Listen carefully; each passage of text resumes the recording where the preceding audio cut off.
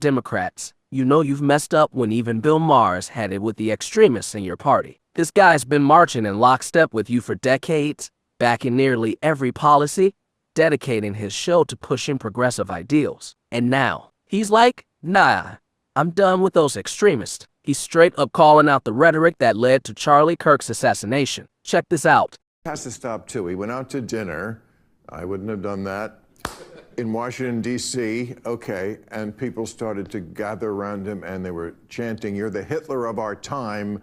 Okay, first of all, he's not Hitler, okay? An insult to everybody in the Holocaust to begin with.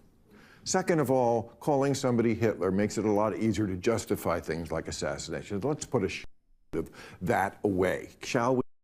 Look, I've been hammering this on my channel forever, but hearing this from someone like Bill Maher, preaching to the Dems, that's huge. It's gotta make a difference, right? Hopefully, it's a sign the tide's shifting. To the restaurant incident, if you're wondering what sparked this, President Trump, J.D. Vance, and I think Marco Rubio were out grabbing a bite when some folks started chanting, "Free Palestine," and Trump is the Hitler of our time. Secret Service had to step in, clear part of the area. It was tense, y'all. Enjoy your dinner. Thank you.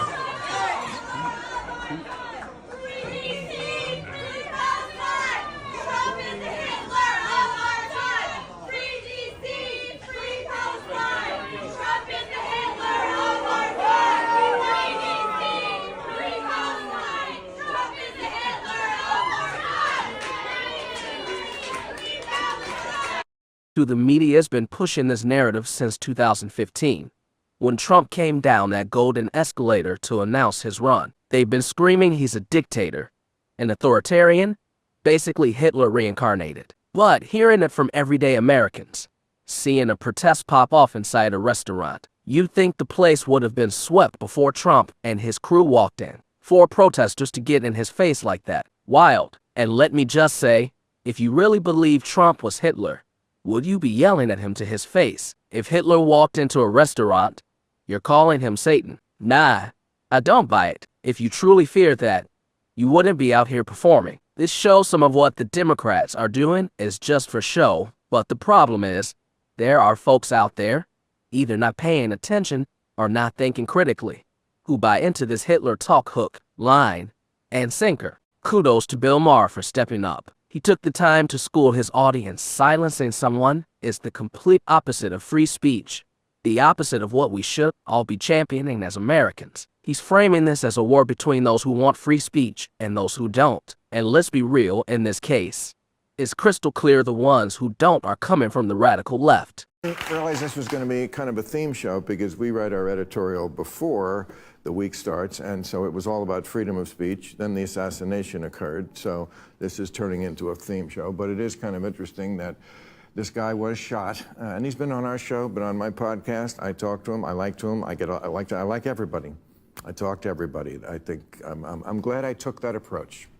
But he was shot under a banner that said, "Prove me wrong," because he was a debater. And too many people think the way to do that, to prove you wrong, is to just eliminate you from talking altogether.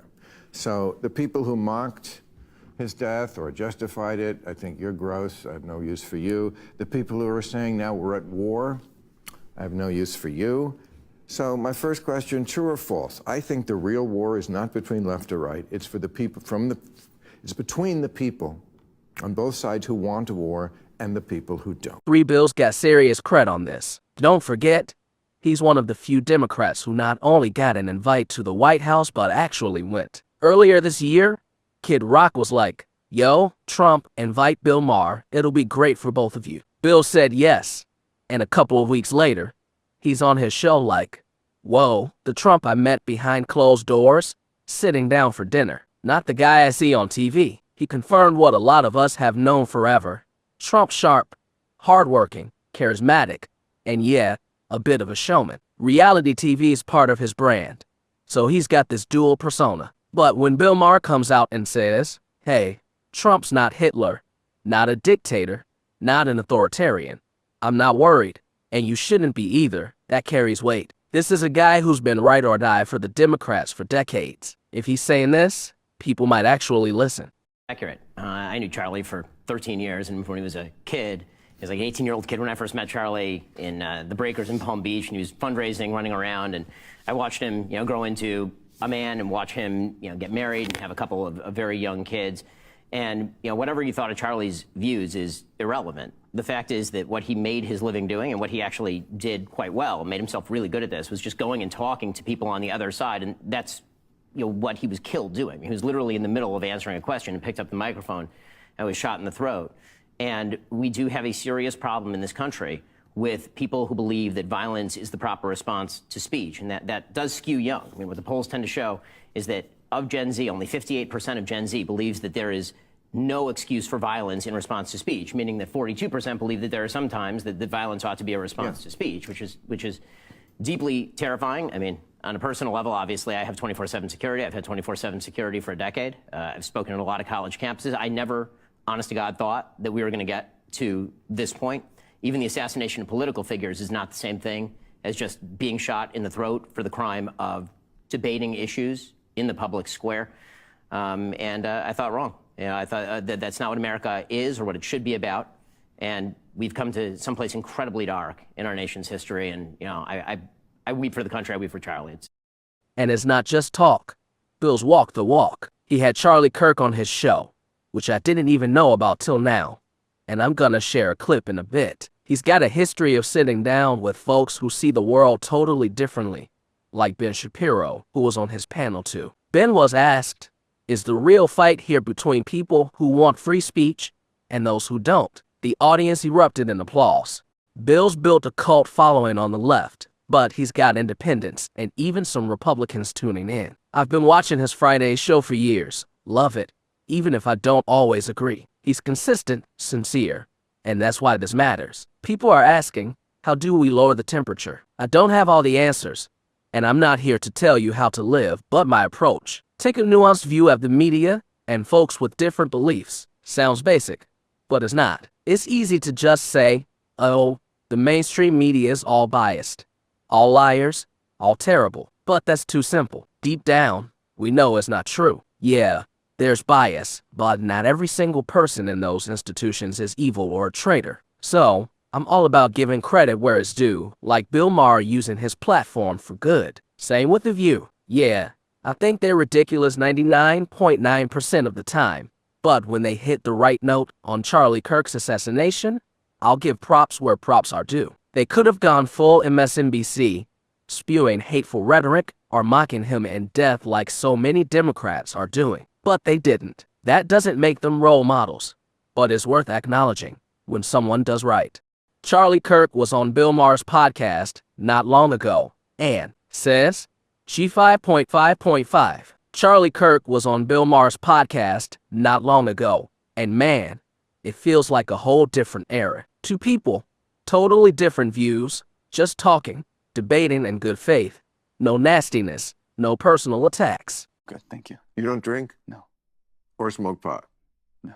And you're married and super Christian. We're going to get along great. This is going to just be perfect. But can I just ask you, because I want to find out a lot about you, because you're obviously a super bright guy, but you do think that I have the right to live completely opposite than you do. I think you can get as drunk as you'd like. And you're that kind of an American, right? You're Yes, you're not forcing your opinions as. I'm not here to say you can't. What are you talking about? No, okay. So you think pot should be legal? That's a complicated. Oh, boy. I would ask the question though, like, do you think since the legalization of marijuana in LA, it's made it a better or worse place to live, or just it hasn't changed at all? It certainly hasn't changed my life. Okay. I grew up right outside here. Do you think the quality of life has gone up or down? Well, I don't know, but that's not really the relevant question, is it? Even if there is a deleterious effect, there is too many things we do, and we would not use that as a reason to prescribe our basic freedoms. Should people, be able to do drugs outside, like on the street, or? No, definitely not on the street. Okay, so there are some limits. Of course there are okay. limits, yes. And maybe of certain drugs, or certain drugs should be by prescription, as we do with pharmaceutical drugs, But certainly pot is more benign than alcohol. I could give you the stats on that. We all know that. Is it health food? No.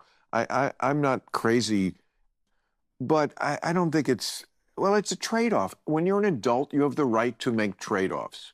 Trade-offs is the essence of life. I'm going to have this piece of cake tonight and be a little fatter tomorrow, or I'm not going to do that and feel better tomorrow. And we all make those choices on a daily basis with everything. Yes, have I probably cut off some years of my life, maybe with pot? Who knows? I may have increased them because it helped me. Certainly made me richer. It made me better at my job, better at writing, better at a lot of things I like to do. So, I might be living in a 2-bedroom apartment in Van Nuys if it wasn't for pot, and I'm probably going to live longer here. Or who knows how successful you could have been without it. That's true, too. That is true. It's the kind of thing I love. People who've thought through their beliefs, wrestling it out, and at the end, shaking hands like, hey, you do you, I do me, we're all Americans. Why can't we have more of that? Why is it always gotta be a shouting match? Calling people Hitler or evil. I wish we could get back to that kind of vibe. While Bill Maher seems to be waking up to reality, over at CNN, full-blown delusion. They reported on the writing on the gunman's weapon, but completely brushed off the anti-fascist and possibly pro-trans messages. They literally said on air, who cares what he wrote? Isn't finding out someone's motive kind of the whole point? We need to tone down the rhetoric. Well, will the rhetoric get toned down? I mean, again, I go back to what was on the bullet from this kid was fascism, and that's only coming from one side currently in this debate, and it's on every placard and every poster around the country. I mean, I think it's a valid question, but are they going to live up to what they say they're going to do with the Nazi and the fascism and the like? I don't think we know, just to be clear, I mean, just law enforcement people, I don't think we know the meaning of his message. We know his history. Bella Ciao is an anti-fascist thing. It says fascists catch this. Then I'll give you his history. Then I'll give you his history, right? Think about his history. His history, but this is not the Why are we debating that? This is what I'm that's why I wanted talking to about. tell you. This was my point, not understanding. yours. This was my point, not yours. The point is, who cares? A man was killed. And you have yet to say political violence is bad, period. That's all that people want from the president. That's all. And we're getting this spin up of the you and this and what. Stop counting. Well, stop looking, because you're not going to divine a perfect motive in this case. I think we're looking for it. You're not. Meanwhile, every single Republican leader, including the president, has said loud and clear, political violence is wrong, period. No excuses. But people are still riled up. Why? Because some are celebrating Charlie Kirk's death. Students at universities across the country were cheering, laughing, watching footage of a father shot, blood gushing from his neck. How sick is that? Employees at major corporations too. Though it sounds like those companies are starting to learn their lesson. That's why people are fired up, not because of what Trump said or didn't say. There's a strong contingent. And I'm not saying it's all Democrats, or even most of them. But there's a group out there happy about this, celebrating it, and, hate to say it, wanting more. People have had enough. If you're out here celebrating, don't be shocked if your actions come back to bite you. And speaking of consequences, there was this Charlie Kirk vigil being planned, and they wanted to print flyers to spread the word, bring people together to mourn, build community, the good stuff. They paid for multiple signs at Office Max or Office Depot, posted the receipt online, but when they showed up, the staff refused to print them, calling it propaganda and saying, "We're just not gonna give it to you." So, we came in for an order earlier to print a poster for a vigil tonight. Yes, for somebody that passed. It's not it's propaganda. I'm sorry, we don't put that here. Alrighty, so what's your name? Pharaoh. I'm print supervisor. I'm one of the managers. Yes. So, unfortunately, we so do not they print, say they don't print political print propaganda. No. So this is somebody that passed away a couple years That's ago. That's political propaganda, unfortunately. I'm So sorry. this is for a prayer tonight, for a prayer vigil? It's still propaganda, unfortunately. What makes it propaganda? Because he's a political figure, and I don't have to.